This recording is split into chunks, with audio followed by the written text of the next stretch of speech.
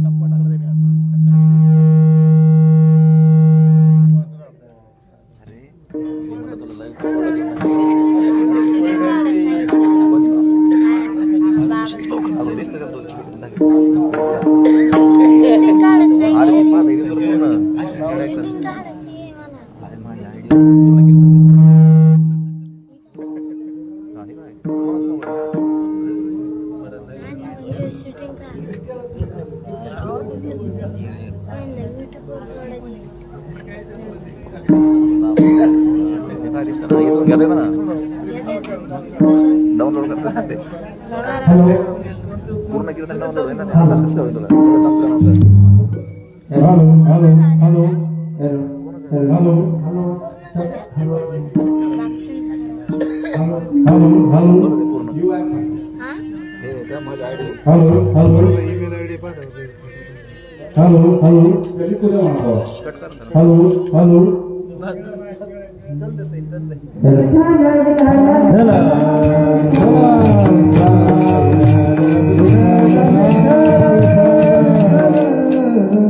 प्रस्तुत अभंगाच्या भावाला सुरुवात करण्याबद्दल अल्पसा परिहार द्यायचा तो म्हणजे असा. कार्यक्रमाचं आयोजन काय, कार्यक्रमाचं प्रयोजन काय, कार्यक्रम कोणत्या कारणानिमित्त ठरलेला आहे हे जरी सर्वांना ज्ञात असलं तरी वक्त्याचं सांगणं हे अगदी कठीण नाही. कार्यक्रम कोणत्या कारणानिमित्त ठरलेला आहे म्हणून सालाबादप्रमाणे चालू असलेला अखंड हरिनाम सप्ताह आणि या सप्ताहातील वर्ष 8वे आणि सप्ताहातील आज दुसऱ्या दिवसाची कीर्तन रूपी सेवा करण्याचा योग मला प्राप्त झाला. माझं परमभाग्य समजते आणि ज्यांच्यामुळे हा योग प्राप्त झाला ते समस्त होळकर नगरतील सर्व महिला मंडळ, कारण हा सप्ताह महिला मंडळाचा आहे म्हणून सर्व महिला मंडळांच्या मार्गदर्शनाखाली सेवा करण्याचा योग मला प्राप्त झाला व तसेच यामध्ये अखंड कार्यरत असणारे ज्यांचं या सप्ताहाला अखंड असं योगदान असतं ते आपले जनाप्पा खरात त्यांच्या मार्गदर्शनाखाली व तसेच ज्या कार्य करत असतात त्या मीराताई खरात यांच्याही मार्गदर्शनाखाली व तसेच माझ्या आजी असणाऱ्या सावित्रीबाई लिंबाजी खरात यांच्याही अखंड मार्गदर्शनाखाली ही सेवा करण्याचा योग मला प्राप्त झाला. त्यांच्या सुनबाई माझ्या मावशी आहेत भाग्यश्री भागचंद खरात म्हणून त्यांच्याही मार्गदर्शनाखाली सर्वांच्या मार्गदर्शनाखाली सेवा करण्याचा योग मला प्राप्त झाला. माझं परमभाग्य समजते आणि ज्यांचं अखंड आमच्या बाबासोबत प्रत्येक वेळी ते असतात आपले सत्यभान दादा खरात तेही या ठिकाणी उपस्थित आहेत. त्यांच्याही मार्गदर्शनाखाली म्हणून सर्वांच्या मार्गदर्शनाखाली सेवा करण्याचा योग प्राप्त झाला. ते माझे सासरे हरिभक्तपरायण शिवाजी मठाचे खंडागळे यांच्याही कृपा आशीर्वादानं व तसेच सर्वांच्या चरणी नतमस्तक होते. सर्व संत महात्मे सर्वांच्या चरणी नतमस्तक होते. श्री संताची माता चरणावारी, श्री संताची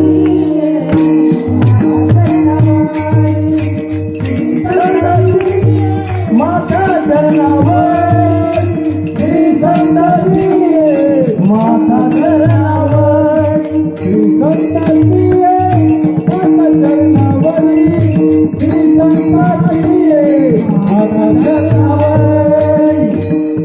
साष्टांग हे करी दंडवत, साष्टांग हे करी दंडवत, श्री संतांची माता चरणावरी, श्री संतांची माता चरणावरी, श्री संतांची माता चरणावरी, श्री संतांची माता चरणावरी.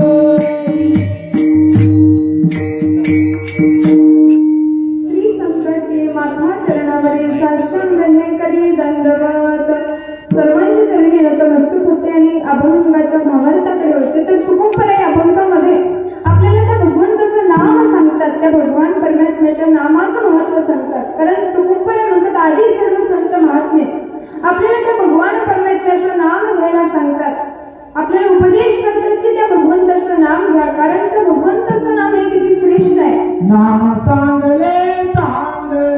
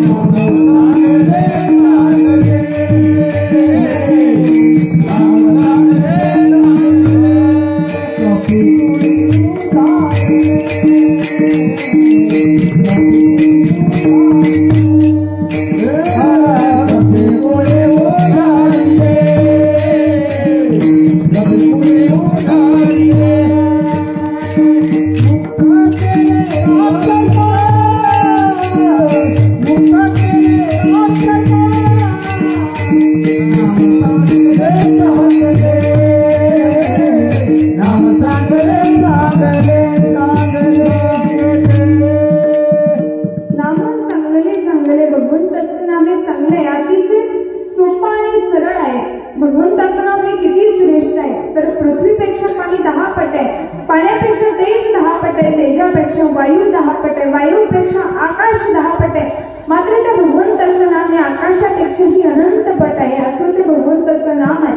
आणि ते नाम आपल्याला आधी संत महात्मे गेला संकट ज्ञानेश्वर महाराजांनी सांगितलं की भगवंताचं नाम हे आकाशापेक्षाही मोठे. ज्ञानदेव पुसे निवृत्तीची चाड गगना निवाड नामाने. गगनापेक्षाही मोठं त्या भगवान परमात्म्याचं नाम आहे.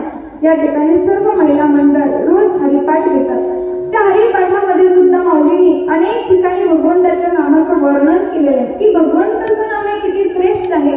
या नामामध्ये एवढी सामर्थ्य आहे की आपल्या जीवनामध्ये अनंत जे पाप आहे ते पाप आपल्या जीवनातील क्षणात नष्ट होतात. एवढं भगवंताचं नाम सोटे. हरी उच्चारणी अनंत पापराशी जाती लया श्री क्षमा मात्रे. किंवा नामसंकीर्तन वैष्णवांची जोडी पापे अनंत कोटी गेली त्यांची. अनंत जन्मातली पाप आपली निघून जातात फक्त त्या भगवंताचं नाम जर आपण नाम संकीर्तन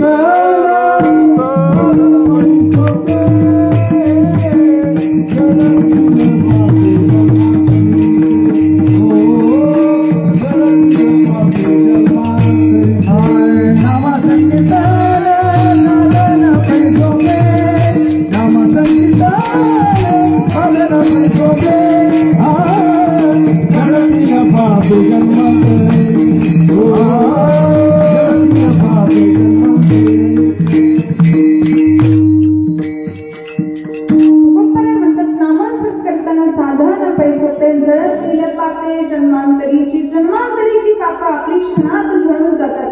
आणि एवढंच नाही तर भगवंताचं नाम घ्यायला पुढे दूर जायची गरज नाही. जाग्यावर बसून ठाई जवळ करा एक चित्त आवडी अनंत आळवावा. आणि या युगामध्ये 4 जे युग आहेत त्या युगामध्ये प्रत्येक युगामध्ये वेगळ्या प्रकारे भक्ती करता येत होती. परंतु या कलियुगामध्ये भगवंतांनी किंवा आधी संतांनी सर्वांनी सांगितले की नामस्मरण ही साधना अतिशय श्रेष्ठ आहे. या कलियुगात फक्त नाम साधना केल्याने आपल्याला भगवान परमात्म्याची प्राप्ती होते. एका सुभाषितकाराने वर्णन केलेले आहे. ऋतू यध्यायतो विष्णू प्रेतायाम यजतो मकळे द्वापारे परिचार्याणाम कलौतधारती कीर्तना. कलियुगामध्ये कृतयुगामध्ये विष्णू कृतयुगामध्ये भगवंताची प्राप्ती करण्यासाठी ध्यान साधना करावी लागत होती. त्रेतायुगामध्ये यज्ञ हवन केल्याने भगवंताची प्राप्ती होत होती. द्वापार युगामध्ये पूजा अर्चना केल्याने भगवंताची प्राप्ती होत होती. परंतु या कलियुगामध्ये त्या भगवंताच्या प्राप्ती करता फक्त नाम साधना ही सर्वश्रेष्ठ आहे. सर्व संतांनी सांगितले. तुकोबराय सुद्धा एका ठिकाणी म्हणतात कलियुगा माझी करावे कीर्तन देणे नारायण देल भेटे. या कलियुगामध्ये जर भगवंताची प्राप्ती करायची असेल तर त्यासाठी भगवंताचं नामस्मरण करावं लागेल. भगवंताचं कलियुगी उदार हरिच्या नामे, कलियुगी उदार हरिच्या नामे, कलियुगी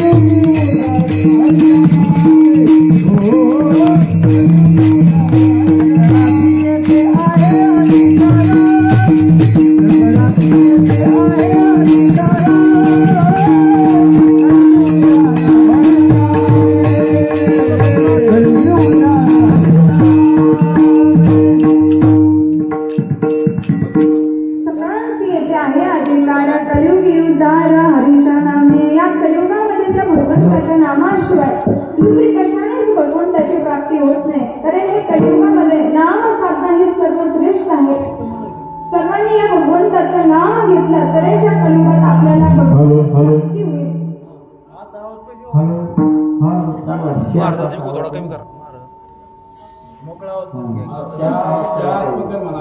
चांगलं लोकांना ऐकवायला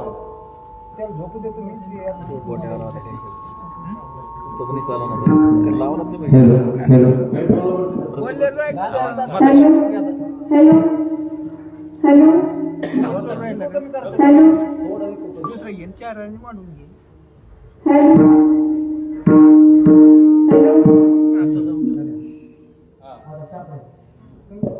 हॅलो हॅलो तुमचं check hello hello hello hello hello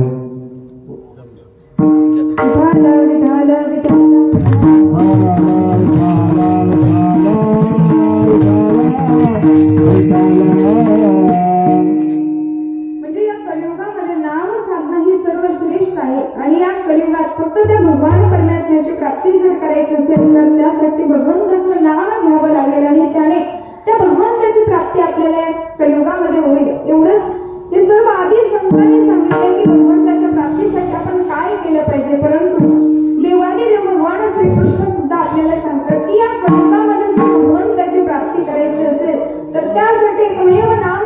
ही सर्वश्रेष्ठ आहे. पहा, एका वेळेचा प्रसंग आहे.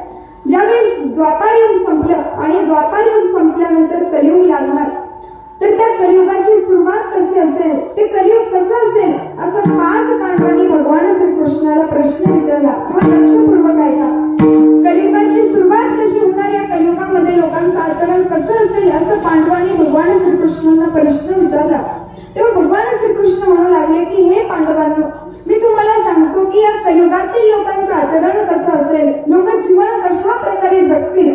पण त्यासाठी तुम्ही 5ही पांडव 5 दिशेने जा. तुम्हाला जे काही आश्चर्य दिसेल ते तुम्ही परत येऊन मला सांगा. 5ही पांडव 5 दिशेने गेले. धर्मराज 4 दिशेने गेले. त्यांना एक आश्चर्य दिसलं की भगवंताचं वाहन असणारा गरुड, त्याच्या पंखावर वेद लिहिलेले आहे आणि मुखामध्ये मासाचा तुकडा आहे. हे आश्चर्य धर्मराजाला दिसलं. दुसऱ्या मार्गाने अर्जुन गेले होते. त्यांना जे आश्चर्य दिसलं, नुकतीच गेलेली गाय आहे, तिने आपल्या वासराला जन्म दिला आणि त्या वासराने जन्मताच आपल्या आईला म्हणजे त्या गायीला लाथ मारली. हे आश्चर्य अर्जुनाला दिसलं. भीमच्या दिशेने गेले होते. त्यांना आश्चर्य दिसलं की 2 तोंडाचा हत्ती त्यांनी पाहिला. ते आश्चर्य दिसलं. पुढे नकुल ज्या दिशेने गेले होते त्यांना आश्चर्य दिसले की 2 विहिरी आहे, अगदी जवळ जवळ आहे, पण एक विहीर तुडुंब भरलेली आहे आणि एका विहिरीमध्ये अगदी थोडंच पाणी आहे. असं आश्चर्य दिसलं. पुढे सहदेव ज्या दिशेने गेले होते त्यांना आश्चर्य दिसलं की मोठा डोंगर आहे आणि त्या डोंगराच्या जवळ जात असताना खूप मोठा दगड त्यांच्या दिशेने ओळंगत येतोय आणि तो दगड आलेला पाहून त्यांनी भगवंताचं नाम घेतलं आणि नाम घेतल्याबरोबर तो दगड एका वाळलेल्या गवताच्या काडीला अडकला आणि तिथेच थांबलं. असं आश्चर्य दिसलं. 5ही पांडव भगवंताकडे आले आणि सांगू लागले, हे कृष्ण, आम्हाला 5ही जणांना 5 आश्चर्य दिसले. धर्मराजाने सांगितलं की देवा, मी आश्चर्य बघितलं. भगवंताचं वाहन असणारा गरुड, त्याच्या पंखावर वेद लिहिलेले आहे आणि मुखामध्ये मांसाचा तुकडा आहे. असं कसं शक्य आहे देवा? तेव्हा भगवंताने सांगितलं की हे पांडवांनो, या कलियुगात लोकांचं आचरण असंच असेल. लोक गाथा वाचतील, ज्ञानेश्वरी वाचतील, भागवत वाचतील, गीता वाचतील, सगळं करतील, परंतु मांस भक्षण केल्याशिवाय राहणार नाही. असं लोकांचं आचरण होईल. अर्जुनाने सांगितलं, देवा, मी जे आश्चर्य बघितलं ते असं होतं की नुकतीच वेलेली गाय, तिने आपल्या वासराला जन्म दिला आणि त्याच वासराने आपल्या आईला लाथ मारली. असं कसं शक्य देवा? भगवंतांनी सांगितलं की या कलियुगातील मुलं सुद्धा असंच असेल. ज्या आई वडिलांनी आपल्याला जन्म दिला त्या आई वडिलांना नाकारतील, त्यांच्या पायावर डोकं ठेवायचं तर त्यांच्या डोक्यावर पाय ठेवतील. अशी मुलं या कलियुगात जन्माला येईल. भीमदादाला जे आश्चर्य दिसलं, 2 तोंडाचा हत्ती बघितला. त्यांनी विचारलं, देवा, आपल्या महाभारत झालं एवढं, त्यामध्ये 2 तोंडाचा हत्ती मी कुठेच बघितला नाही, पण या ठिकाणी मी 2 तोंडाचा हत्ती पाहिला. असं कसं शक्य देवा? तेव्हा भगवंताने सांगितलं की या कलियुगातील लोकांचं आचरण असं असेल, ते 2 तोंडाने बोलतील. याच्यासोबत वेगळं बोलायचं, त्याच्यासोबत वेगळं बोलायचं, याचं त्याला त्याचं याला, असं लोक करतील. असं लोकांचं आचरण होईल. नकुलाने जे पाहिलं, 2 विहिरी आहे, जवळजवळ आहे, पण एका विहिरीमध्ये पूर्ण भरलेली आहे आणि एका विहिरीमध्ये अगदी थोडंसं पाणी आहे. असं कसं शक्य? तेव्हा देवाने सांगितलं की जी विहीर पूर्ण भरलेली आहे त्या विहिरीमध्ये खारं पाणी आहे आणि जी विहीर अगदी थोडंसं पाणी आहे ते पाणी गोड आहे. म्हणजे जी पूर्ण भरलेली विहीर आहे ते म्हणजे नास्तिक लोक आहेत, वाईट कर्म करणारे, वाईट वागणारे लोक आहेत. आणि ज्या विहिरीमध्ये अगदी थोडंसं पाणी आहे ते गोड आहे, ते म्हणजे चांगली लोक आहेत. ते थोडेच असेल परंतु ते गोड असेल. आणि शेवटी सहदेवाने जे आश्चर्य पाहिलं ते सांगितलं, मी एका डोंगरात घेऊन जात असताना खूप मोठा दगड माझ्याकडे माझ्या दिशेने आला, पण मी तुझं नाव घेतलं की तो एका दगडाच्या एका वाळलेल्या गवताच्या काडीला अडकला. असं कसं शक्य? तेव्हा देवाने सांगितलं की हे पांडवांनो, या कलियुगात असं होईल, कितीही मोठं संकट असेल, कितीही मोठं संकट असलं तरी फक्त माझं नाव घेतलं तर त्या संकटातून आपली तुमची सुटका होईल. प्रत्येकाची त्या संकटातून सुटका होईल.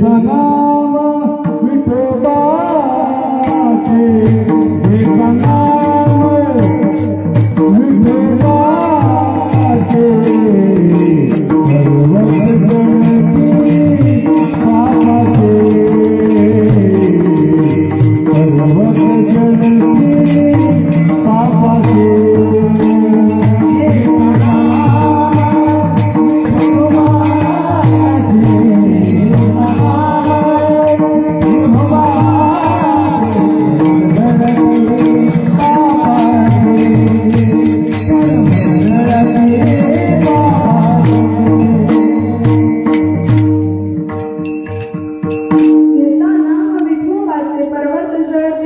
पापाचे भगवंताचं नाम जरी घेतलं तर आपल्या जीवनातील अखंड अशी पाप अनंत पाप असेल तर ती जळून जातात. म्हणून त्या भगवंताचं नाम आपण तुम्ही आम्ही सर्वांनी घेतलं पाहिजे. ते संत महात्मे वेळोवेळी आपल्याला उपदेश करतात, आपल्याला जागर करतात की या नरदेहामध्ये आल्यानंतर जर ही आपल्याला हा गर्भवास जो होतोय त्या गर्भवासाचं दुःख जर आपल्याला संपवायचं असेल, हा फेरा संपवायचा असेल तर त्यासाठी त्या भगवंताचं नाम आपल्याला घ्यावं लागेल. आणि तेव्हा कारण या मनुष्य देहामध्ये आपण आलो ते सहज नाही आलो. 84 लक्ष योनी कोटी कोटी फेरा तेव्हा लागेवारा मानवाचा, तेव्हा हा मनुष्य जन्म आपल्याला मिळाला.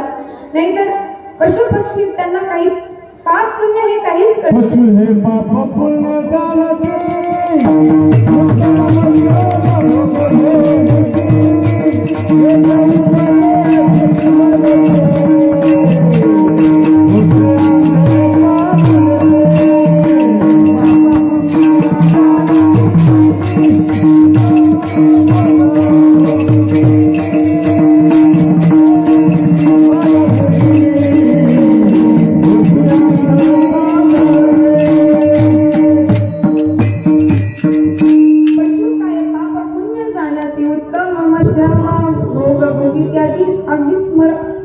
अगदी आवश्यक असं प्रमाण महाराजांनी दिलंय.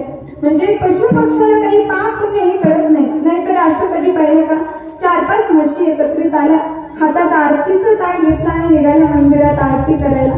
असं कधी पाहिलं नाही. 20-25 बैल एकत्रित आले आणि त्यांनी ठरवलं की अखंड हरिनाम सप्ताह करायचा.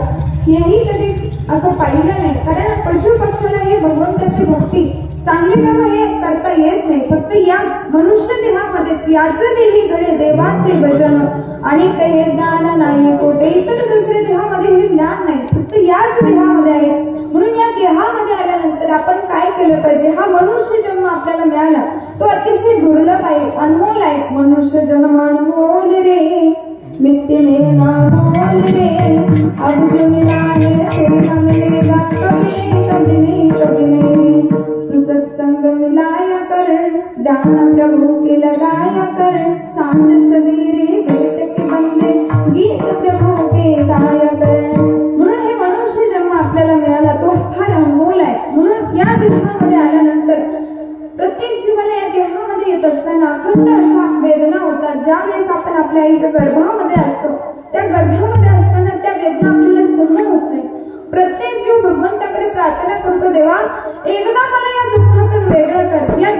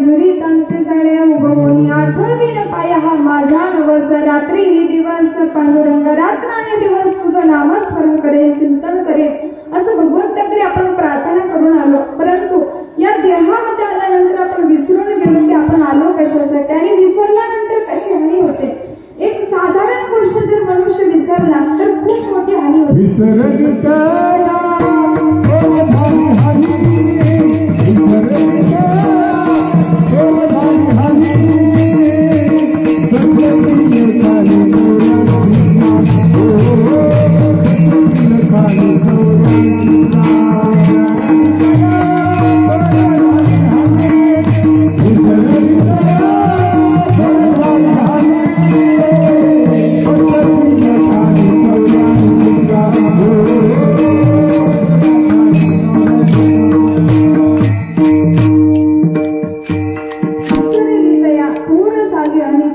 पाठवतील खाणी 84चे एखादी साधारण गोष्टी जर आपण विसरलो तर खूप हानी होते आणि आपण या देहामध्ये आल्यानंतर त्या भगवंतालाच विसरून गेलो.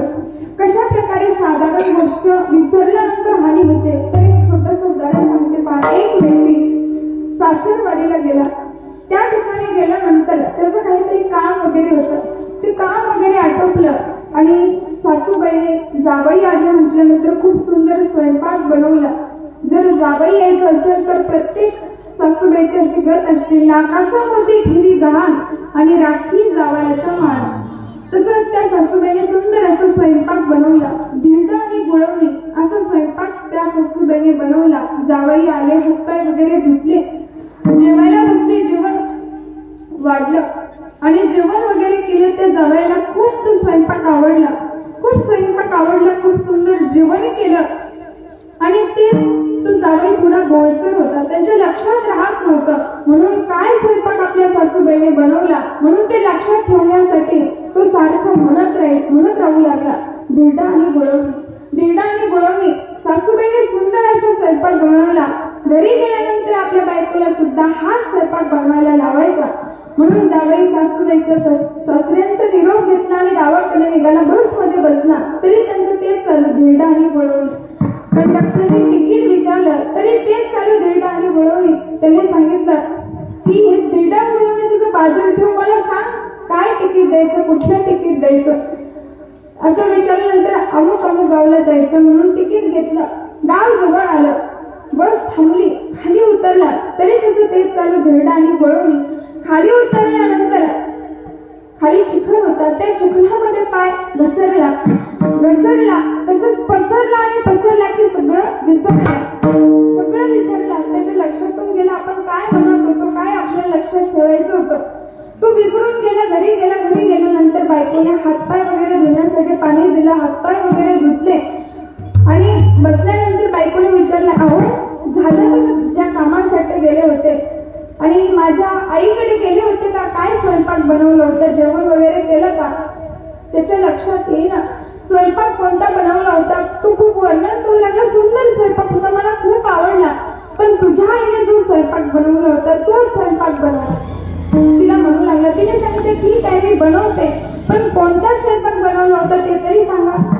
तो म्हणू लागला मला ते लक्षात नाही, पण तो स्वयंपाक तू मला बनवून दे, तू तेच बनवलं पाहिजे असं तू सारखं म्हणू लागला. तिला राग आला. ती म्हणू लागली की अहो तुम्हाला काही समजतं की नाही, तुमची एखादी वायर सटकली की काय, सांगा ना कोणता स्वयंपाक होता, तुमच्या लक्षात येत नाही का. त्याला एवढा राग आला. मला असं म्हटली. त्याने त्या बायकोला एवढं मारलं. जवळच शेजारी होती, त्या शेजारीने आवाज ऐकला आणि धावतच आली आणि त्याला म्हणू लागली की अहो किती मारलं, मारून तिची पाठ धिंड्यासारखी बनवून टाकली. असं म्हटल्यानंतर त्याच्या लक्षात आलं की अरे हाच स्वयंपाक सासूबाईने बनवला होता, धिरडा आणि गुळवणी हाच स्वयंपाक होता आणि तो स्वयंपाक मला खूप आवडला, तू सुद्धा तोच मला बनवून दे. म्हणजे मला सांगायचं एवढं, हा विनोदाचा भाग आहे, पण सांगायचं एवढं की छोटीशी एक गोष्ट त्याच्याकडून विसरली तर एवढी मोठी हानी झाली. आणि आपण या देहामध्ये अगोदर त्या भगवंताला आपलं सांगून आलं की तुझं आल्यानंतर भजन करी, नामस्मरण चिंतन करी, पण आल्यानंतर आपण ते विसरून गेलो. आणि विसरल्यानंतर महाराजांनी प्रमाण दिलं की विसरली तया थोर झाली आणि पद्धतीनं खाणी 84च्या. म्हणजे या 84च्या खाणी जर आपल्याला या फेऱ्यातून चुकवायचं असेल, याच्यातून आपल्याला बाहेर निघायचं असेल तर त्यासाठी काय करा हेच महाराज अभंगाच्या प्रथम चरणात सांगतात. ऐशी जोडी करा रामकंठी धरा, ऐशी जोडी करा रामकंठी धरा, ऐशी जोडी करा रामकंठी धरा, ऐशी जोडी करा रामकंठी धरा, ऐशी जोडी करा रामकंठी धरा, ऐशी जोडी करा रामकंठी धरा.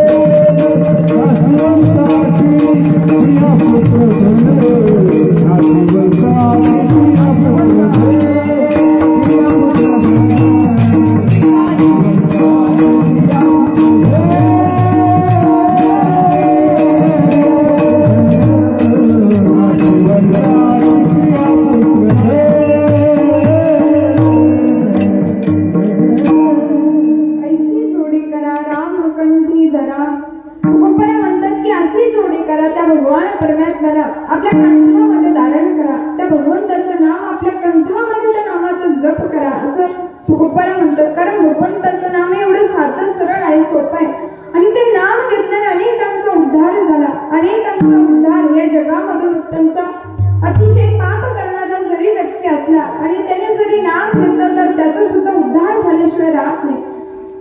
आधी याचं जर उदाहरण पाहायचं असेल तर रामायणातील एक उदाहरण आहे. वाल्या कोळी महात्यारी, वाल्या कोळी महात्यारी,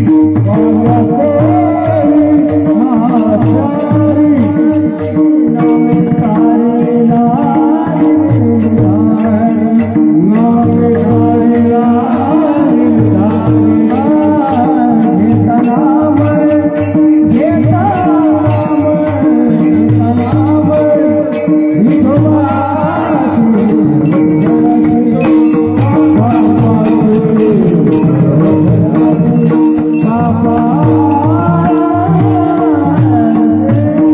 घेता नाम, घेता नाम, विठोबा पर्वत पापाचे वाह्या कोली महाहत्यारी.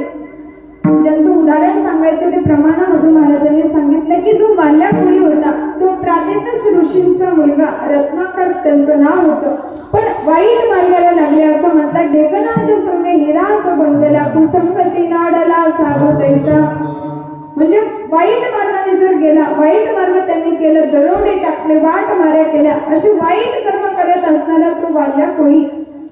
त्यांना एक दिवस नारदजींची भेट झाली. नारदजी त्यांना भेटल्यानंतर नारदजींना तो विचारू लागला, तुम्हाला माझी भीती वाटत नाही का? मी वाल्या कोळी आहे, जो दरोडे टाकतो, वाट माऱ्या करतो, लोकांच्या हत्या करतो. मी आतापर्यंत 7 रांजण भरले. एक माणूस मारला की एक मोहरी एवढा खडा आता रांजणामध्ये टाकला आणि अशी 7 रांजणं भरली. एवढ्या लोकांच्या मी हत्या केल्या. तुम्हाला माझी भीती वाटत नाही का? असं नारदजींना विचारलं. तेव्हा नारदजींनी सांगितलं, नाही, मला कशाला तुझी भीती वाटेल, माझ्याकडे काय आहे तुला देण्यासाठी. त्यांनी सांगितलं. तेव्हा नारदजी म्हणू लागले, पण अरे मला एक प्रश्नाचं उत्तर दे. तू एवढे वाईट कर्म करतो, दरोडे टाकतो, वाट माऱ्या करतो, हे करतो कशासाठी? काय तुला उपयोग आहे? हे पाप कर्म तू करतो, हे कशासाठी करतो? तेव्हा त्या वाल्याने सांगितलं की मी माझी जी पत्नी, माझ्या आई वडील यांचा सांभाळ करण्यासाठी मी एवढं सगळं काम करतो. पण त्याने नारदजींनी त्याला विचारलं की अरे तू हे जे पाप कर्म करतो, तू ज्यांच्यासाठी करतो, तुझी पत्नी, तुझे आई वडील त्यांच्यासाठी करतो, पण ते तुझ्या पापामध्ये सहभागी आहे का? तुझं पाप ते वाटून घेतील का? असं प्रश्न नारदजीने ते वाल्या कोळीला विचारला. त्याने ठीक आहे, मी माझ्या घरी जातो, विचारून येतो. घरी गेला, पत्नीला विचारलं, सती मी तुझ्यासाठी एवढं पाप कर्म करतो, दरोडे टाकतो, वाट माऱ्या करतो, तुझ्यासाठी एवढे पैसे कमवून आणतो, तू मला एक साडी मागितली की तुला 1000 साड्या देतो, एवढं सगळं मी तुझ्यासाठी करतो, पण तू माझ्या पापामध्ये सहभागी आहे का? असं विचारल्यानंतर पत्नीने सांगितलं, नाही, तुमचं ते कर्तव्य आहे, पैसे कमवून आणायचे, माझे जे इच्छा आहे ते पूर्ण करायचे, हे तुमचं कर्तव्य आहे, माझं सांभाळ करणं हे तुमचं कर्तव्य आहे. म्हणजे असं त्याने सांगितलं. तेव्हा वाल्या म्हणू लागला, मी तुझ्यासाठी एवढं सगळं करतो, पण तू माझ्या पापामध्ये सहभागी नाही. असं कसं? मी एवढं सगळं तुझ्यासाठीच तर करतो. तिने सांगितलं, तुम्हाला विश्वास होत नाही, पण तरी सुद्धा मला तुमचं पाप वाटून घेता येणार नाही. आई वडिलांकडे गेला, त्यांनीही तेच सांगितलं, आम्ही लहानपणी तुझा सांभाळ केला, आता म्हातारपणी तुझं ते कर्तव्य आहे आम्हाला सांभाळणं. यांचं बोलणं ऐकून त्या वाल्या कोळीला फार दुःख झालं. परत नारदजीकडे गेला आणि नारदजींना सांगितलं की हे ऋषीवर, मी हे पाप कर्म करतो, पण माझ्या घरचे कुणीच माझ्या पापामध्ये वाटेकरी नाही. माझ्याकडून एवढी हत्या झाली, एवढे पाप झाली, त्यातून आता माझी सुटका करा, माझा उद्धार करा, तो कशाने होईल? असं नारदजींना विचारल्यानंतर नारदजीने सांगितलं की फक्त एक कर, तू त्या भगवान प्रभू रामचंद्राचं राम नामाचा उच्चार कर. त्याने सांगितलं, मला राम सुद्धा म्हणता येत नाही. नारदजी म्हणाले, तुला जे म्हणता येईल, मरा मरा मरा असं जरी म्हटला तरी चालेल. तो वाल्यापुढे मरा मरा मरा म्हणू लागला आणि मरा मरा म्हणता म्हणता राम राम कधी म्हणून गेला. तर अनेक वर्ष त्यांनी तपश्चर्या केली. काही वर्षानंतर नारदजी त्या ठिकाणी आले. त्यांच्या लक्षात आले की या ठिकाणी आपण त्या वाल्याला नाम घ्यायला सांगितलं होतं. त्या ठिकाणी गेल्यानंतर इकडे तिकडे बघितलं, कुठे दिसतो का तो वाल्या? फक्त भगवंताचं नाव घेतल्याचा आवाज येऊ लागला, श्रीराम जय राम जय जय राम असा आवाज आला. इकडे तिकडे बघितलं, समोर एक वारुळ होतं. तो त्या वारुळाजवळ गेले, कान लावला आणि कान लावल्याबरोबर त्या वारुळातून आवाज आला, श्रीराम जय राम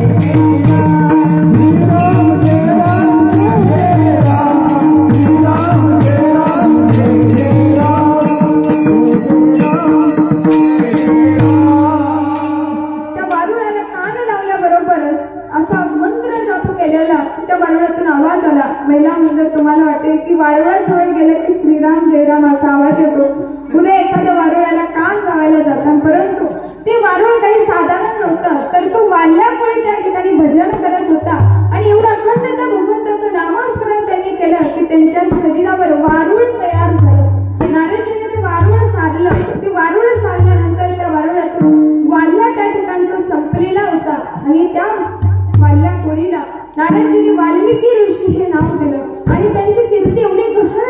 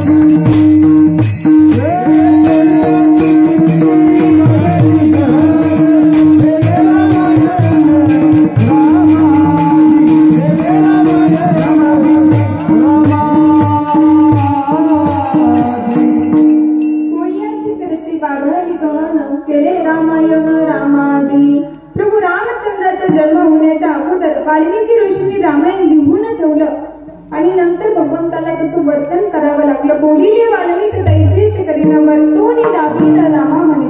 भगवंताला कसं आचरण करावं लागलं, एवढं सामर्थ्य त्यांना प्राप्त झालं फक्त त्या भगवंताचं नाव घेतल्याने. म्हणून नाम साधना एवढे सर्वश्रेष्ठ आहे, म्हणून प्रत्येकाने ते नाम घेतलं पाहिजे. म्हणून संत महात्मे आपल्याला वेळोवेळी जागा करतात आणि ते आपल्याला उपदेश करतात की या नरदेहामध्ये आल्यानंतर जे काही आपण या संसारामध्ये कमवतो किंवा या देहामध्ये आल्यानंतर प्रत्येकाला एक ना एक दिवस जायचं आहे. प्रत्येक जीवाचा मृत्यू हा प्रत्येकाचा होणार आहे. म्हणून भगवान श्रीकृष्ण श्रीमद भगवद्गीतेच्या दुसऱ्या अध्यायातील 27व्या श्लोकामध्ये म्हणतात, जातसे हि ध्रुव मृत्युर्ध्रुवं जन्म मृतस्य तस्माद परिहार्यते न समंशोचितुमर्हसि. ज्याचा जन्म झाला त्याचा मृत्यू हा होणार आहे, ज्याचा मृत्यू झाला त्याचा परत जन्म होणार आहे. माऊली नामपर्यंत सुद्धा म्हणतात, उपजेते नासे नासिले ते पुनरपि दिसे हे घटिका यंत्र जैसे परिभ्रमेगा. जी वस्तू उत्पन्न झाली तिचा एक ना एक दिवस नाश होणार आहे आणि जी वस्तू नाश पावली तिचा परत ती वस्तू उत्पन्न होणार आहे. म्हणून याच्याही पुढे जरा मरणे यातून सुटला कोण प्राणी जात दुःख मुक्त जगला कारे कुणी जीवनात. जन्म आणि मरण यातून सुटला असा कोणताच प्राणी नाही आणि दुःख मुक्त जगला असा कोणताच मनुष्य नाही. म्हणून प्रत्येक जीवाला दुःख आहे, जन्म मरण हे प्रत्येकाला आहे. म्हणून या देहामध्ये आल्यानंतर तुकोबरे म्हणतात अशी पावणार आहे. म्हणून ते संत आपल्याला यांच्या ठिकाणी जागा करतात, आपल्याला उठायला सांगतात. अनेक संतांनी आपल्याला जागा केली.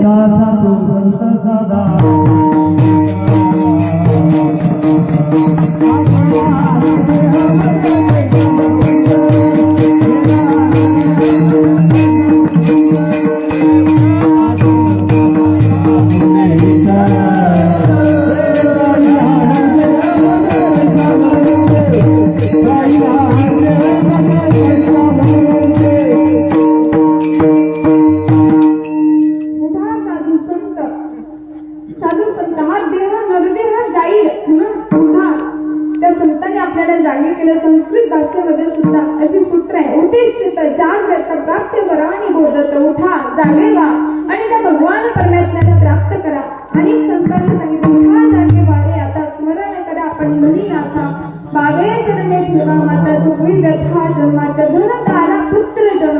यांच्या ठिकाणी त्या संतांनी आपल्याला जागे केलं की ज्यांच्यासाठी ही आपण सर्व धडपड करतो, ते पत्नी, ते पुत्र, धन, या तिघांसाठी आपण प्रत्यक्षाला धडपड करत असतो. पण ज्या पत्नीसाठी आपण धडपड करतो ती पत्नी सुद्धा कशी असावी, पतिव्रता असावी. प्रत्येक पत्नीचं, पती आणि पत्नी यांचं जीवन कसं असावं. आपण जी रामकथा श्रवण करतो, आता या ठिकाणी श्रीमद भागवत कथा आहे, परंतु रामकथेमध्ये प्रभू रामचंद्रांचा काल जन्म झाला आणि ती जी रामकथा आपल्याला शिकवते. रामकथा ही कोणा मंदिरातील देवतेची कथा नाही, तर रामकथा ही प्रत्येक घराला मंदिर बनवणारी कथा आहे. आणि त्यामध्ये आपल्याला शिकवलं जातं भावानं भावासोबत कसं राहावं, जावानं जावासोबत कसं राहावं, आईनं वडिलांसोबत, आईनं मुलासोबत, मुलानं बापासोबत कसं राहावं, सासूनं सुनेसोबत, सुनेनं सासूसोबत कसं राहावं आणि पतीनं पत्नीसोबत कसं राहावं, हे सगळं आपल्याला ही रामकथा शिकवते. कारण एक वाणी, एक पत्नी, एक वचनी मर्यादा पुरुषोत्तम प्रभू रामचंद्रजींची ही कथा आपल्या जीवनाची व्यथा दूर करते आणि त्यामध्ये आपल्याला शिकवलं जातं. म्हणून संत महात्मे सुद्धा आपल्याला तिघांच्या ठिकाणी जागा करतात. म्हणून ती पत्नी कशी असावी, त्या पत्नीचं जीवन पतीसाठी समर्पित असावं. एका ठिकाणी वर्णन आलेलं आहे, पतिव्रतेचा नेमधर्म ह्या तुम्ही समजून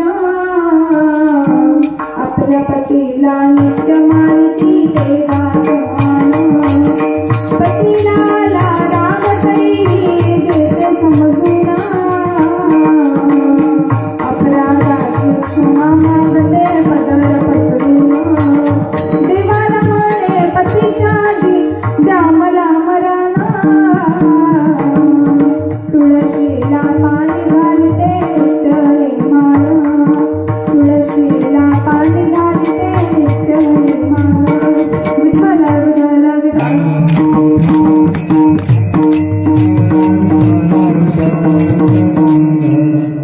म्हणून या तिघांच्या ठिकाणी संत महात्मे आपल्याला जागा करतात. तो पुत्र सुद्धा कसा असावा, भगवंताकडे काही प्रार्थना करतात की देवा असा पुत्र आमच्या पोटी जन्माला यावा. पुत्र दे ऐसा गुंडा, पुत्र ऐसा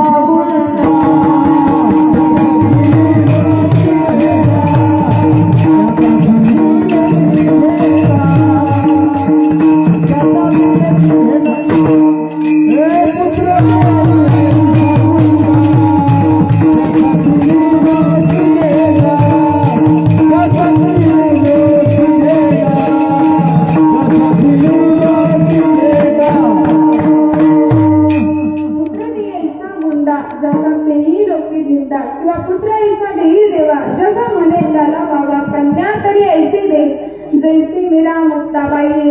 अशी पुत्र कन्या आमच्या पोटी जन्माला यावी की ज्याने सात्विक कर्म केले तर त्या भगवान परमात्म्याला सुद्धा त्यांचा हरिक वाटावा. कन्या कुणी कन्या पुत्र होती जे सात्विक तयाचा हरिक वाटे देवा. त्या भगवंताला सुद्धा त्यांचा हरिक वाटतो.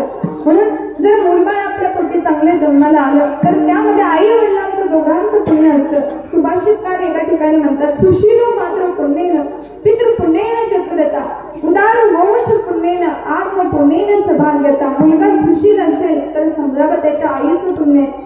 मुलगा चतुर असेल तर समजावं त्याच्या वडिलाचं पुण्य आहे. मुलगा उदार असेल तर समजावं त्याच्या स्वतःचं पुण्य आहे, त्याच्या वंशाचं पुण्य आहे. आणि मुलगा जर भाग्यवान असेल तर समजावं त्याच्या स्वतःचं पुण्य. याच्या उलट मुलगा जर उन्मत्त जन्माला असेल तर मातृ दोषेन पितृदोषेन मूर्खता कर्पण्यमोक्ष दोषेन आत्मदोषात दरिद्रता.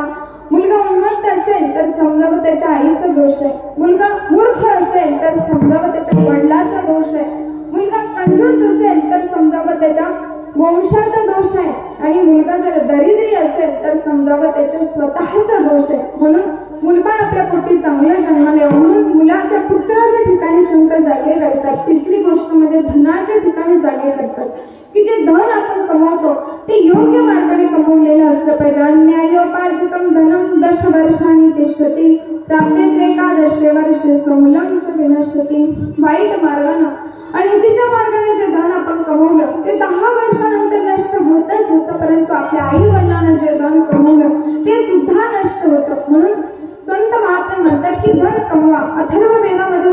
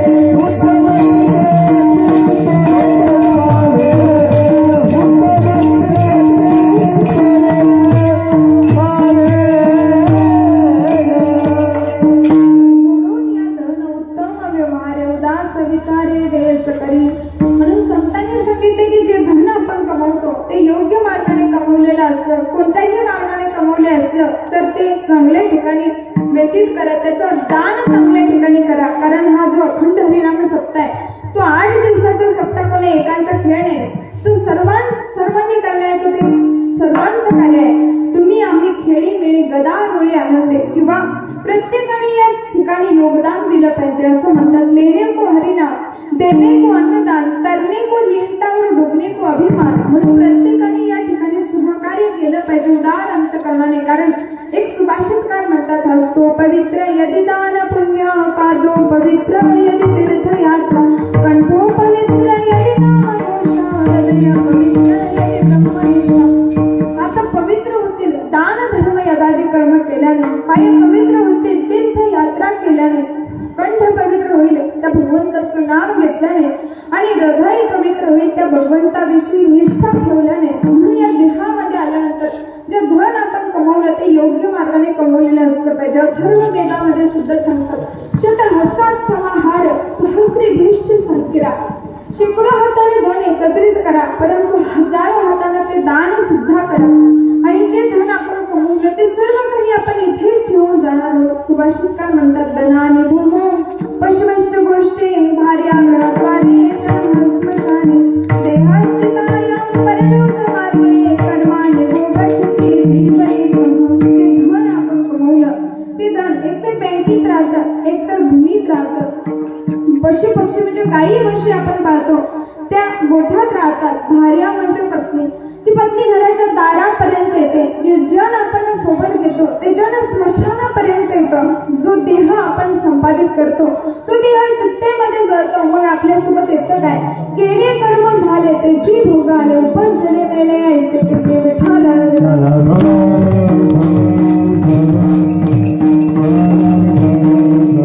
म्हणून तुकोबरे म्हणतात की या सर्व नाशवंत आहे, नाश पावणार आहे. एक दिवस ते सर्व काही संपणार आहे. म्हणून त्याचं बीज जे आहे ते दुःख देणार आहे, शीण देणार आहे. म्हणून त्याच्यापासून फळ सुद्धा आपल्याला दुःखाचंच प्राप्त होतं. म्हणून हेच मानसभंगाच्या दुसरे चरणात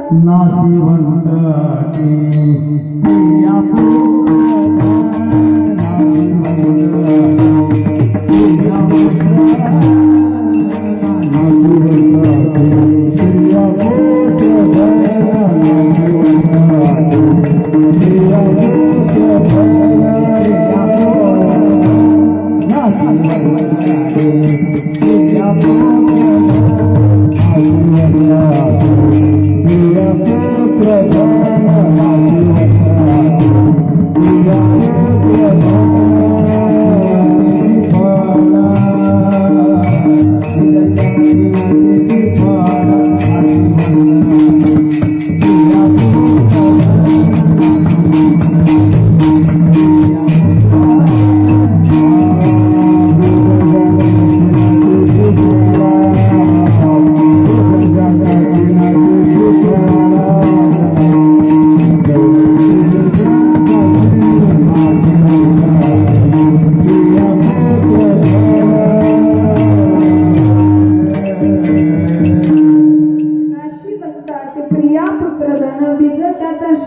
त्याची फळ म्हणजे या नरदेहामध्ये आल्यानंतर आपण जेवढं काही कमवतो ते सगळं आपण इथेच ठेवून जाणार आहोत. कारण हे जे आयुष्य आपल्याला मिळालं या आयुष्यामध्ये प्रत्येकाला एक ना एक दिवस जायचे. तो जो काळ आहे तो आपल्याला टप्पण बसलेला आहे. घडोघडी काळ वाट याची काही अजून किती आहे अवकाश. कधी तो काळ आपल्याला झडप घालेल हे सांगता येत नाही. म्हणून एक ना एक दिवस 100 वर्षाचं आयुष्य आपल्याला मिळालं. त्या आयुष्यामध्ये कशा प्रकारे आपण आपले प्रत्येक क्षण जातो प्रत्येक वर्ष जातं ते एका संतांनी या 100 वर्षाचं असं गणित अल्पायुष्य मानवता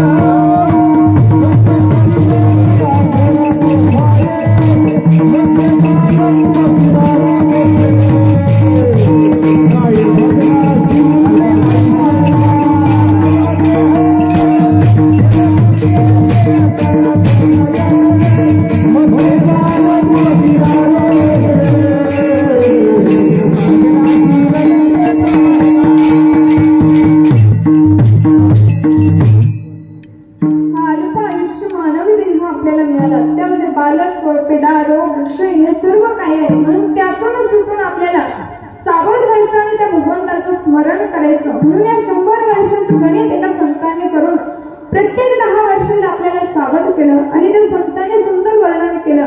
सावध सावधान वाचे वदानारायण 10 वर्ष बालपण 20 वर्ष तारुण्य अंगी चढे अभिमान नसे स्वरूपाची जाण सावध सावधान वाचे वदानारायण 30 वर्ष होती कन्या पुत्र लाभती त्यांचीच पडे भ्रांती नसे स्वरूपाची स्थिती सावध सावधान वाचे वदानारायण 40 वर्ष झाली डोळा 40 आली नेत्रात भुरळ पडली नयेता दिसते जावळी सावध सावधान वाचे वदानारायण 50 वर्ष होती दंत पंगती आलती श्यामकेश शुभ्र होती त्याचे म्हातारा म्हणते सावध सावधान वाचे वदानारायण 60ची बुद्धी नाठी हाती घेऊन या काठी वस वस लागे पाठी त्याला हसती पोरटी सावध सावधान वाचे वदानारायण 70च्या विमंचना मग होती यातना बसवेला उठवेना उठली या बसवेना सावध सावधान वाचे वदानारायण 4 मिळवले 80 मग झाला अपयशी जलावी नजे समासा जीव होय वेडा पिसा सावध सावधान वाचे वदानारायण 9वर दिले पूज्य तिथे राहिले शून्य माझे माझे म्हणत असे तेथे कोण आहे तुझे सावध सावधान वाचे वदानारायण आता म्हणे रामदास सोड संसाराची आस सांगत से सज्जनास लढा सद्गुरूची कास सावध सावधान वाचे वदानारायण विठ्ठल विठ्ठल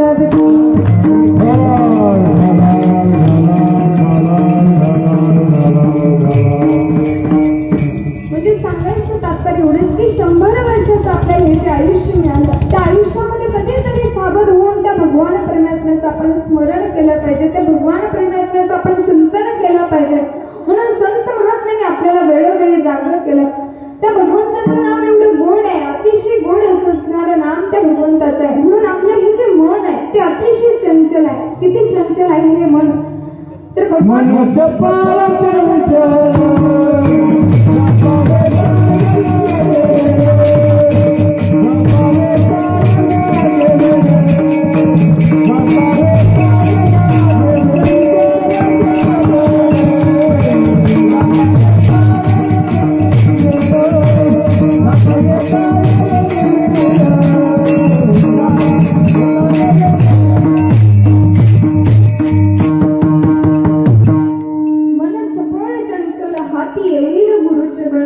हे मन अतिशय चंचल आहे. किती चंचल आहे. भगवान श्रीकृष्णांनी श्रीमद भगवद्गीतेच्या 6व्या अध्यायामध्ये सांगितले, चंचल हि मन कृष्ण प्रमाती बलवदृढ तस्याहं निग्रहं मन्ये वायुरीव सुदुष्करम.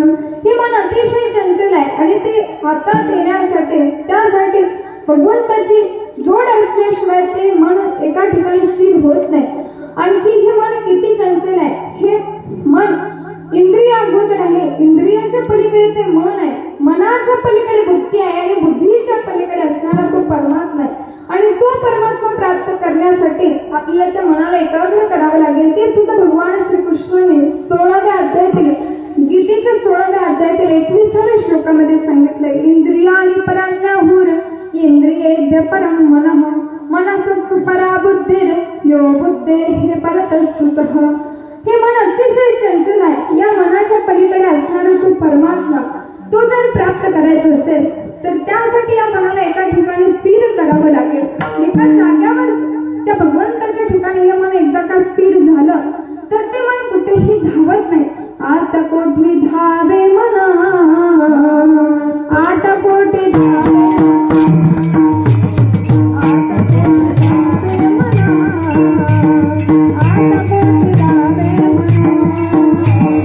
आता कोठे धावे मना, आता कोठे धावे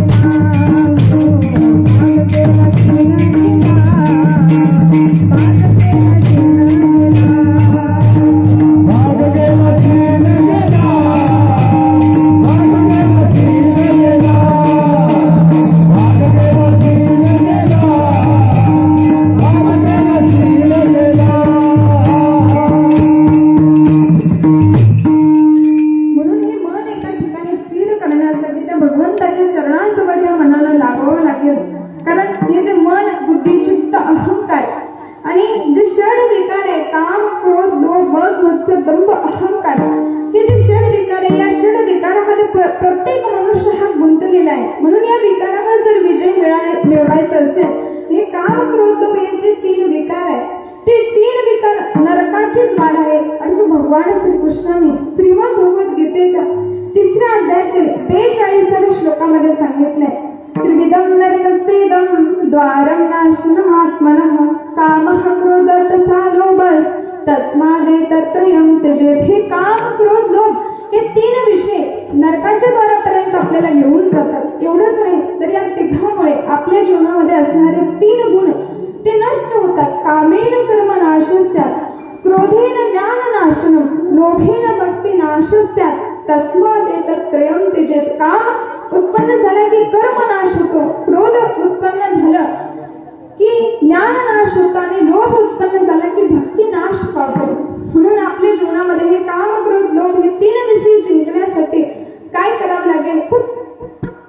खरं तर हे 3 विकार आहे आणि त्यांच्यावर विजय मिळवण्यासाठी काही ऋषीमुनींना तर तपश्चर्या करावी लागली.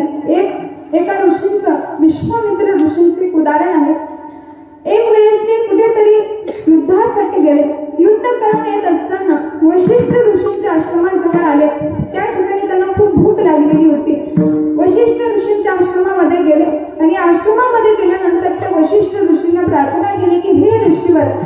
माझ्यासोबत 1000 सैन्य आहे आणि त्या सैन्यांना खूप भूक लागलेली आहे, म्हणून आमच्यासाठी काहीतरी भोजनाची व्यवस्था करा, असं विश्वामित्राने वशिष्ठ ऋषींना सांगितलं. वशिष्ठ ऋषींना सांगितलं, ठीक आहे, जवळच नदी आहे, त्या नदीमध्ये आपण सर्वजण जाऊन हातपाय वगैरे धुवून या, तोपर्यंत मी सर्व व्यवस्था बनवतो. विश्वामित्र ऋषी त्यांच्या सैन्याला घेतलं, नदीमध्ये गेले, त्या ठिकाणी हातपाय वगैरे धुतले. इकडे गुरु वशिष्ठांकडे एक कामधेनू, नंदिनी नावाची एक कामधेनू गाय होती. त्या गायीच्या सामर्थ्याने त्यांनी त्या ठिकाणी भव्य दिव्य असा मंडप बनवला, पंचपक्वान्नाचं जेवण बनवलं, वाढण्यासाठी माणसं तयार केली, सर्व व्यवस्था त्यांनी त्या ठिकाणी केली. विश्वामित्र त्यांच्या सैन्यासह हातपाय वगैरे धुवून परत आले. त्यांनी बघितलं तर काय एवढा सुंदर भव्य दिव्य मंडप आहे, पंचपक्वान्न बनवलेला आहे, वाढण्यासाठी माणसंही त्या ठिकाणी, एवढं सगळं इतक्या कमी वेळामध्ये यांनी केलं कसं, हा प्रश्न त्यांना पडला.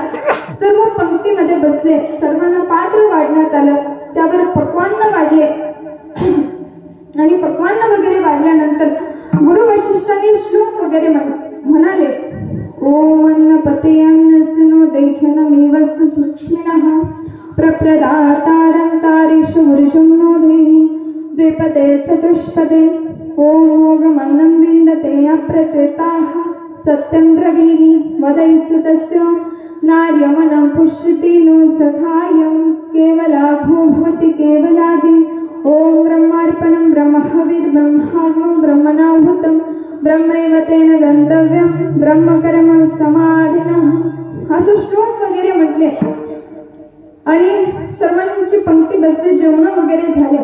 जेवण झाल्यानंतर विश्वामित्र वशिष्ठांचा निरोप घेण्यासाठी त्यांच्या जवळ आले आणि आल्यानंतर विश्वामित्राने वशिष्ठांना विचारले की हे ऋषीवर, एवढ्या कमी वेळामध्ये तुम्ही एवढं सगळी व्यवस्था केली कशी, याचं काही मला खूप आश्चर्य वाटलं, हे तुम्ही केलं कसं हे सांगाल का? तेव्हा वशिष्ठ ऋषीने सांगितलं, हे मी काहीच केलं नाही, माझ्याकडे जी नंदिनी नावाची कामधेनू गाय आहे तिने हे सर्व काही केलं, तिच्या चमत्काराने हे सगळं काही झालं.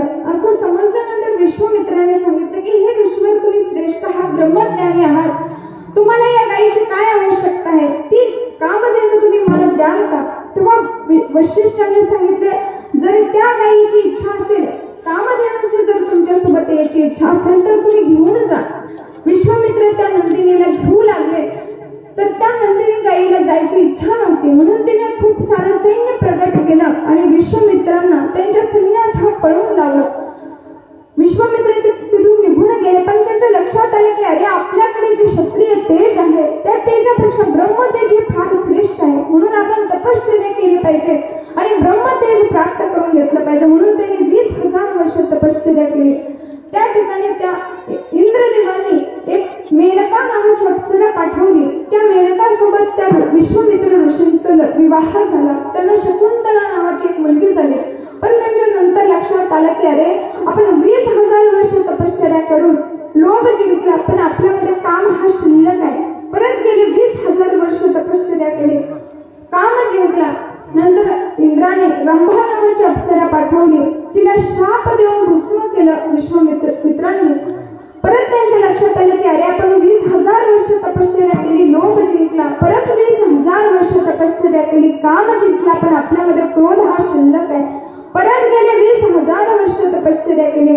असं 60,000 वर्ष तपश्चर्या करून हे 3 विकार जिंकले, काम, क्रोध, लोभ, हे 3 विकार जिंकले आणि तेव्हा ते विश्वाचे मित्र झाले. किंबहुना भगवान प्रभू रामचंद्राचे गुरु होण्यास सुद्धा पात्र झाले. विठ्ठल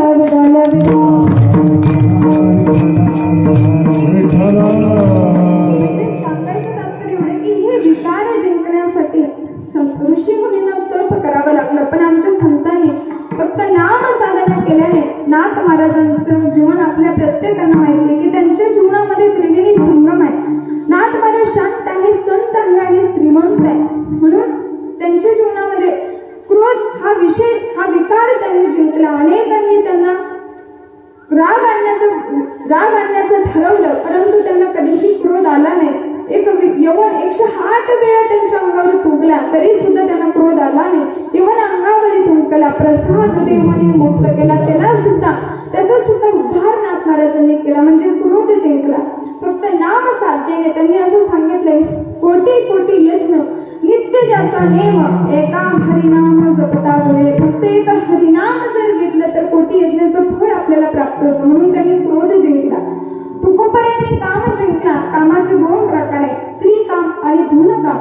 धनकाम त्यांनी जिंकला. छत्रपती शिवाजी महाराजांनी जो नजराणा पाठवला, त्यांनी सांगितलं, सोने रूपी अम्मा मृत्यके समान, माणिक पाषाण खडे जैसे. खड्या दगडाप्रमाणे हे आहे असं त्यांनी सांगितलं.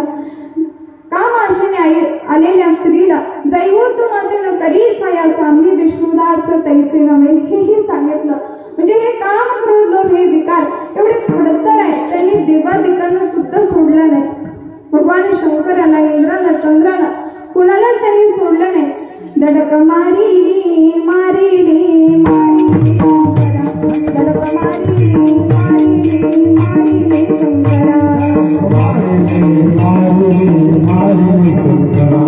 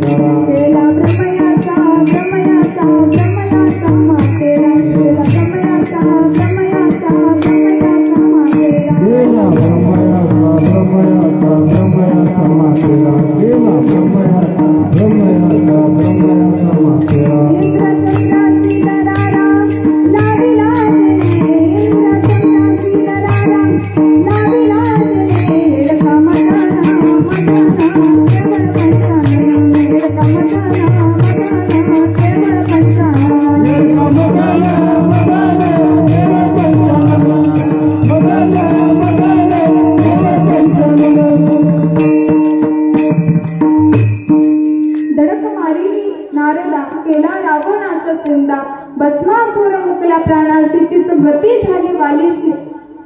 दुर्योधन मारिली गदा घेतला प्राण. म्हणजे हा काम क्रोध लोभ हे विकार असे नाथ महाराजांचं मी भारूड आहे. त्यामध्ये त्यांनी वर्णन केले की देवादिकांना सुद्धा या काम क्रोध लोभ या विकाराने सोडलं नाही. पण आमच्या संत महात्म्याने फक्त नाम साधना केली आणि त्या नाम साधनेमुळे त्यांनी या जीवनातून, या भवसिंधू रूपी संसारातून ते तरुण गेले. कारण भगवान श्रीकृष्णाने सुद्धा सांगितले की हा भवसिंधू रूपी संसार, हा संसार दुःख रूप आहे, दुःख देणार आहे.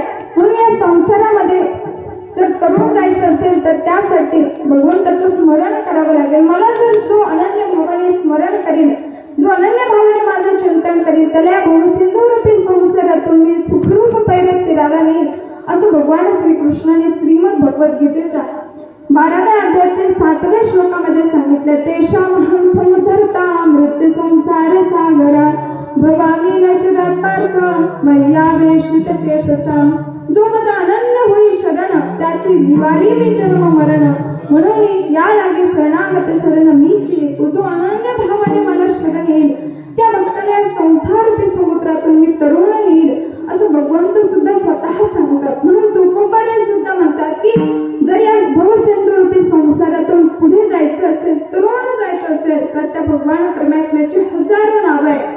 हजारो नावापैकी कोणतं तरी एक नाव घेऊन या संसार रूपी समुद्रातून आपल्याला तरुण जायचं. म्हणून अनंत नावं जे भगवान परमात्म्याचे आहेत, कोणतंही एक नाव घ्यायचं.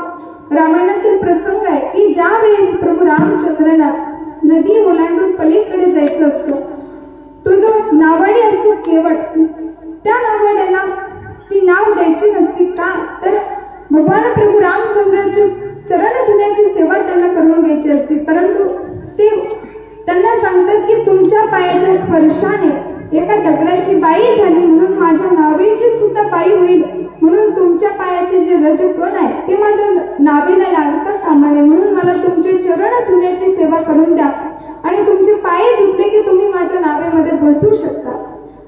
आणि त्या केवटाने प्रभू रामचंद्राचे पाय वगैरे धुवून घेतले आणि ज्यावेळेस प्रभू रामचंद्र नावेत बसून पलीकडच्या बाजूला गेले आणि गेल्यानंतर काहीतरी त्या केवटाला द्यावं म्हणून प्रभूंनी त्यांच्या हातातली एक अंगठी काढली आणि त्या केवटाला देऊ लागले.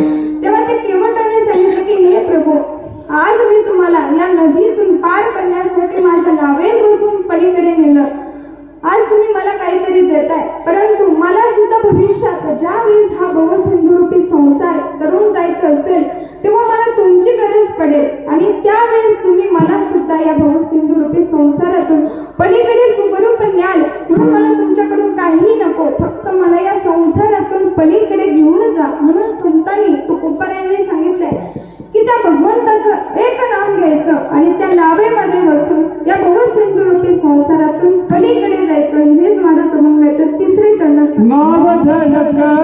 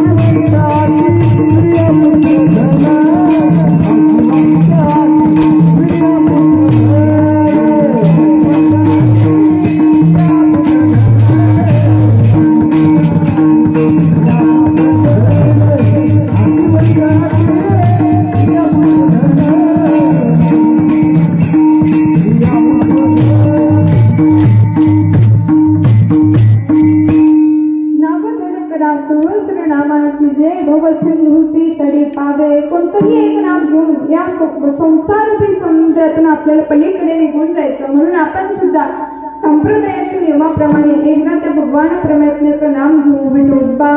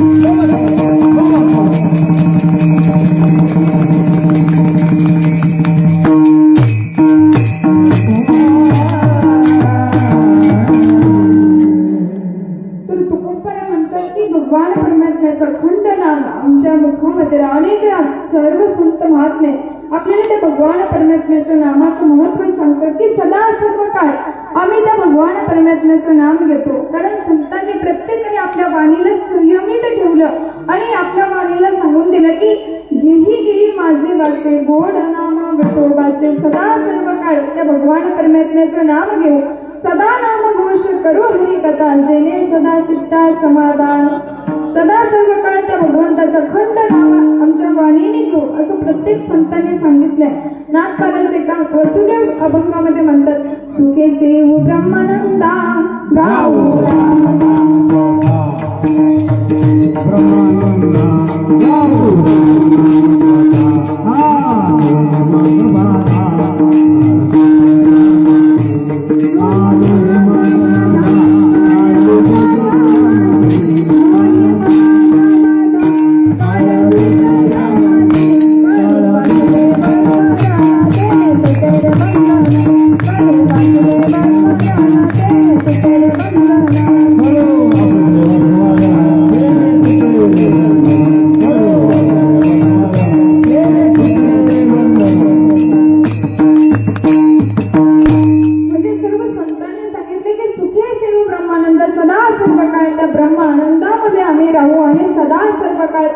परमात्म्याचं नाम घेऊ. म्हणून हा देहरूपी बात आहे आणि या देहरूपी बातामध्ये अखंड या वाणीने त्या भगवंताचं नाम घ्यायचं. म्हणून जसं आपण पेटी वाजवू लागलो, हार्मोनियम वाजवू लागलो की आपण तो भाता पुढे केला की त्यामध्ये हवा भरते आणि जो स्वर पाहिजे तो स्वर निघतो. तसा हा जो आपला देह आहे तो देह म्हणजे एक भाता आहे आणि या भातामध्ये अखंड त्या भगवंताचं नाम घेऊन आपली ही जी वाणी आहे त्या वाणीमध्ये अखंड त्या भगवंताचं जर नाम घेतलं तर आपल्या जीवनामध्ये एवढं सामर्थ्य प्राप्त होईल की ज्या दिवशी आपल्याला तो काळ घ्यायला येईल आपण त्या काळाला सुद्धा थांबवू शकतो. नाथ महाराजांच्या जीवनामध्ये 2 वेळेस त्यांनी काळाला थांबवलं हे आपल्याला प्रत्येकाला माहिती आहे. हे सामर्थ्य त्यांच्या ठिकाणी का प्राप्त झालं, तो उपाय सुद्धा त्यांनी तर काळाच्या माथ्यावर पाय दिला असं त्यांच्या जीवनामध्ये सामर्थ्य आहे. म्हणजे सांगायचं एवढं की जीवनामध्ये भगवान परमात्म्याचं नाम घेतल्यानंतर तो काळ सुद्धा थांबवता येतो, त्या काळाला सुद्धा मागे पाठवता येतं. हेच महाराज अभंगाच्या शेवटच्या चरणात सांगतात.